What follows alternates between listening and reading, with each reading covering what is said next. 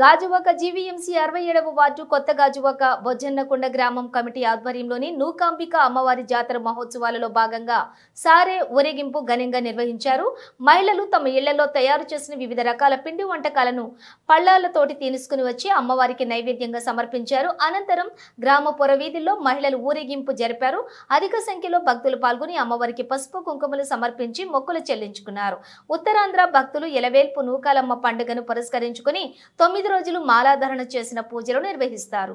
శ్రీ శ్రీ దుర్గా నూకాంబిక దేవాలయం 67వ వార్డు గాజువాక కృష్ణానగర్ బొజ్జన్నకొండ గ్రామంలో 27వ తారీఖున లక్షవారం అనగా అమ్మవారి సారి ఊరేగింపు కార్యక్రమం జరగబడింది. కావున బొజ్జన్నకొండ వీర మహిళలందరూ కూడా అమ్మవారి సారీ సమర్పించి ఆ యొక్క కార్యక్రమం జయప్రద చేశారు. అదేవిధంగా 28వ తారీఖున నూకాలమ్మ తల్లి జీవిత చరిత్ర కార్యక్రమం జరగబడుతుంది.